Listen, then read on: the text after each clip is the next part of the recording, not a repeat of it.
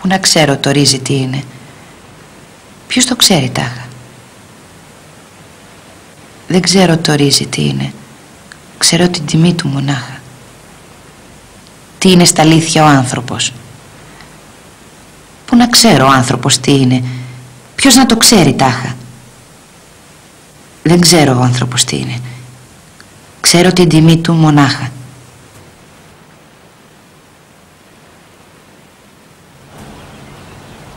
Μια ανάπτυξη της οικονομίας σε μια κοινωνία που λαβαίνει υπόψη τις πραγματικές ανάγκες του ανθρώπου, που ζει προσαρμοσμένο σε ένα φυσιολογικό γι' αυτόν περιβάλλον, δεν είναι πια οραματισμός μερικών ρομαντικών. Έχει γίνει αίτημα χιλιάδων ανθρώπων παντού στον πλανήτη. Και η υπόθεση των πετροχημικών στο Νιοχώρι το αποδείχνει. Ανακοίνωση του Αγροτικού Συλλόγου. Το Διοικητικό Συμβούλιο του Αγροτικού Συλλόγου δεν αποδέχεται την απόφαση των κοινοταρχών γιατί προκαλεί ένα ανώφελο χάσιμο χρόνου.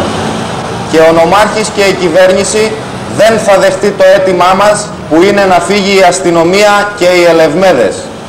Ο Αγροτικός Σύλλογος σέβεται και θα σεβαστεί την απόφαση των κοινοταρχών γιατί έτσι διασφαλίζεται η ενότητα και η οικουμενικότητα του αγώνα. Ποτέ όμως δεν θα δεχτεί να μην γίνει ο αγώνας και να αναβάλλεται μέρα με τη μέρα. Ο Αγροτικός Σύλλογος είχε αποφασίσει να καλέσει το λαό σε αγωνιστική κινητοποίηση για αύριο Τρίτη. Σεβόμενος όμως την απόφαση των κοινοταρχών, την αναβάλει για ελάχιστο χρόνο. Καλεί εν τω μεταξύ σε αγωνιστική ετοιμότητα το λαό του Νιχωριού να είμαστε έτοιμοι και αποφασισμένοι. Καμιά συζήτηση με την κυβέρνηση δεν θα γίνει αν η αστυνομία και τα συνεργεία δεν φύγουν και καμιά άλλη αναβολή δεν θα υπάρξει.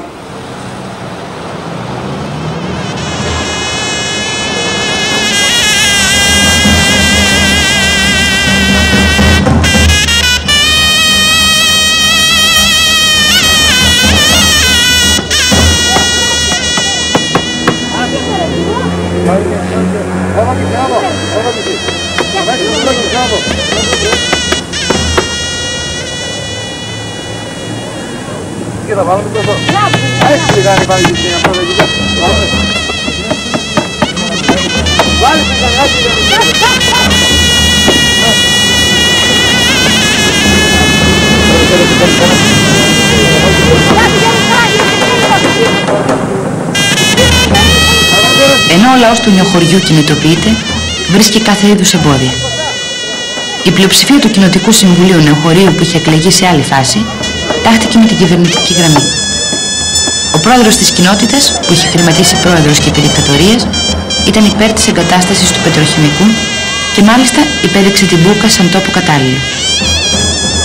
Κάτω από την πίεση του κόσμου, αναγκάζεται να αλλάξει θέση.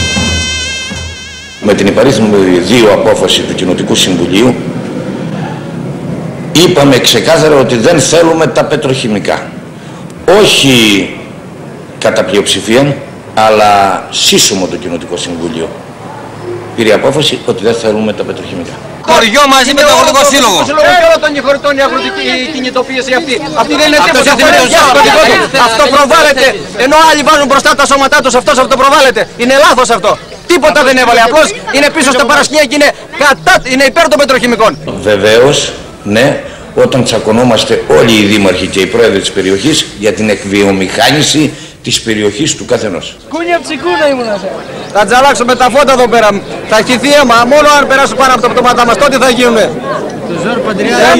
Θα τα πάει στο σπίτι. Ούτε με τα ΜΑΤ γίνονται διαφορές. Ούτε με τα ΜΑΤ. Είχαμε τόπο. Εργαζόμασταν λοιπόν. Δεν πήγαμε στη Γερμανία, στις κομπάζες της Γερμανίας. Εδώ και να σκάψουμε έτσι παίρνουμε 50 λοιπόν. Και ζούμε καλά στην οικογένειά μας. Τώρα τι να κάνουμε από εδώ και πέρα. Πού να πάμε. Τώρα πρέπει να πάρουμε γύρια να πάμε στο Καρπενής. Εγώ πρώτος θα πάρω γύρια. Θα πάω στο Καρπενής που είναι μετέρα μου από εκεί. Τίποτα άλλο. Θα φτιάξετε το πετροχημικό και θα πάω στο Καρπενής. Αν γίνει το πετροχημικό. Δεν θα γίνει μόνο πάνω από τα πτώματά μας, θα γίνει τίποτα. Δεν υπάρχει αλλιώς. Χρειαζόμαστε βιομηχανία που να χρησιμεύει εδώ πέρα. Όχι πετροχημικά και μαλακίες. Τα πορτοκάλια μας. Εδώ βιομηχανία για τα γεωργικά εδώ πέρα που ξέρουμε για πατάτες, για μελιτζάνες. Βιομηχανίες, έτσι. Για ένα σωρό τόσα πράγματα, όχι πυρηνικά και πετροχημικά εδώ πέρα, τι μαλακίες είναι αυτές. Δεν έχουμε εργοστάσιο φρούτων και πηγαίνουμε στην Πάτρα και στη... Ο αγώνας που είχαμε και έχουμε να κάνουμε δεν ήταν ούτε θα είναι εύκολος. Διότι ουσιαστικά έχουμε να αντιμετωπίσουμε ένα ολόκληρο κράτος, μια ολόκληρη κυβέρνηση. Και η ηγεσία αυτού του αγώνα είναι από λίγα άτομα δίχως μέσα και δίχως δύναμη. Μια και μόνη δύναμη υπάρχει, η δύναμη του λαού της περιοχής. Ο Αγροτικός Σύλλογος ευθύς εξ αρχής, από τότε που έγινε, έβαλε σαν πρώτο του στόχο ακριβώς να γίνει ένα με τον κόσμο. Τον πρώτο ρόλο στον αγώνα ενάντια στα πετροχημικά κανονικά δεν θα έπρεπε να τον είχε ο Αγροτικός Σύλλογος. Θα έπρεπε να τον είχε προπάντων η τοπική αυτοδιοίκηση, η οποία αδράνησε, αν όχι ευνόησε, την εγκατάσταση των πετροχημικών εδώ πέρα. Βέβαια υπάρχει μία απόφαση του Κοινοτικού Συμβουλίου, απόφαση πάρα πολύ γενική και που πάρθηκε κάτω από πιέσεις δημοτικών συμβούλων, και όχι μόνο δημοτικών συμβούλων αλλά και των οικογενειών των δημοτικών συμβούλων που τους πίεσαν για να πάρουν μια ορισμένη θέση μέσα στο Κοινοτικό Συμβούλιο. Βέβαια το να πάρεις μια θέση, ένα χαρτί δεν λέει τίποτα. Πρέπει να υπάρχει και μια πρακτική συνέπεια στη θέση αυτή. Ένας διάλογος ανάμεσα στην κυβέρνηση και σε εμάς δεν υπήρξε ποτέ. Αναγκάστηκε η κυβέρνηση να το κάνει μετά της πληροφόρηση που οργανώσαμε εμείς προς τον πληθυσμό της περιοχής.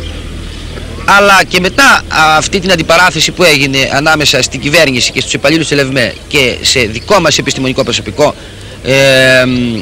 αντιπαράθεση στην οποία κατατροπώθηκαν, παίρνουν επικεφαλής από τον τύπο, οι κρατικοί υπάλληλοι και οι υπάλληλοι της ΕΛΕΒΜΕ, και μετά από αυτό καμιά προσπάθεια δεν έκανε επίσης η κυβέρνηση. Το μοναδικό πράγμα που είχαμε, ένα γράμμα που έστειλε ο Ράλης στους κατοίκους της περιοχής, που ήταν απάντηση σε ορισμένα τηλεγραφήματα διαμαρτυρίας, που ήταν αρκετές χιλιάδες αυτά τα τηλεγραφήματα διαμαρτυρίας. Έστειλε ένα γράμμα που λέει το εξής: πώς, δεν μπορώ να κατανοήσω γιατί κάνατε αυτά τα πράγματα ενώ σας κάνω εγώ καλό.